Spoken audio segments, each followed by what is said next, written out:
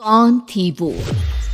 मैं 8 महीने की प्रेग्नेंट थी और अपनी डिलीवरी के लिए अपनी माँ ने मुझे फोन पर बताया, घर के पीछे की तरफ जो खाली जमीन थी ना, वहाँ पर एक नया कमरा बनवा लिया है। इतने सालों के बाद जैसे ही अपने घर में कदम रखा, कुछ अलग सा लगा।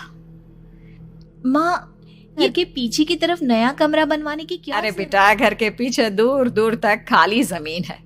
तेरे पापा को कई दिनों से लग रहा था कि यहाँ पर एक कमरा डालेंगे तो ताजा हवा मिल जाया करेगी। और अब तो ये जल्दी से दूध पी ले। माँ, मैं थोड़ी देर में पी लूंगी, आप सो जाओ। मैंने दूध का गिलास उठाकर उस खिड़की पता नहीं कब आंख लग गई। अचानक से खिड़की के पल्लों के खड़कने की तेज दूध का गिलास धड़ाम से जमरा गिरा। जमीन पर गिरते ही दूध का रंग लाल। मैंने खिड़की से झांक कर बाहर देखा। चारों तरफ धूप अंधेरा था। उस अंधेरे की तरफ से कुछ आवाजें आ रही थी, जैसे छोटे बच्चे आपस में खिलखिलाकर मस्ती कर रहे हो।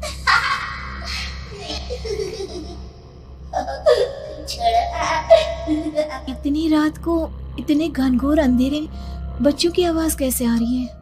घड़ी में वक्त देखा तो ठीक 12 बजे थे। देख बुरी आत्मा भूतों की कई कहानियां मैं सुन चुकी। वक्त भी कुछ है, ऊपर से मैं प्रेग्नेंट। सुना कि ऐसे वक्त में अक्सर बुरी आत्माएं औरतों का पीछा करती है, तो क्या मेरे पीछे भी?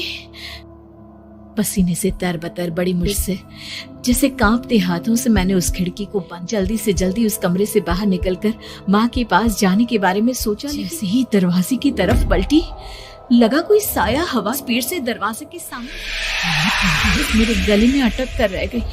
मैं जोर से चीख कर माँ को बुलाना चाहती थी, लेकिन वो आवाज खुद मेरे कानों तक नहीं पहुंच पा रही थी।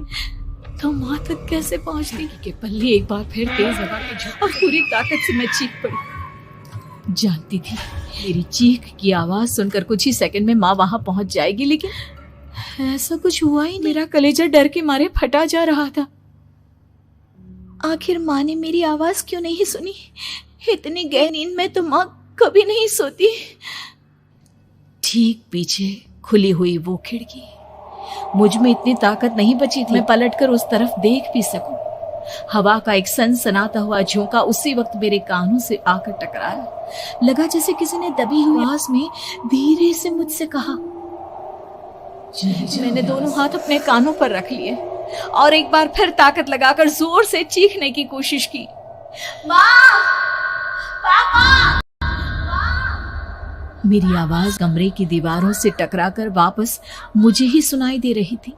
जितनी ताकत के साथ मैंने चीखने की कोशिश की थी, कुछ ही देर बाद उससे कहीं ज्यादा तेज और दर्दनाक चीख जो सुनाई देने लगी। ये आवाज ठीक मेरे पीछे खिड़की से आ रही थी। वो आवाज मेरे कानों में पिघल की तरह गिर रही थी। उन आवाजों में हैवानी थी।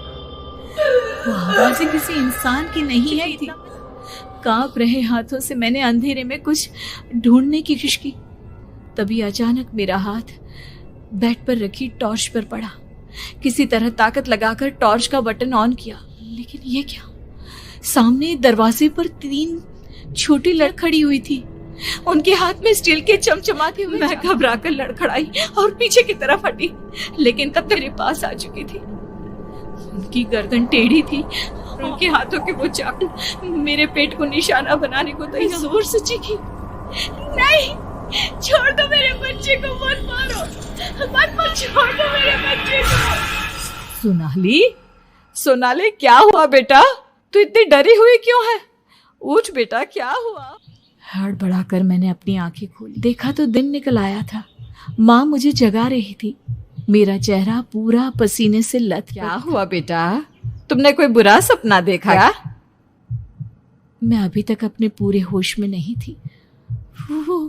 वो मेरे बच्चे को मार देगी माँ।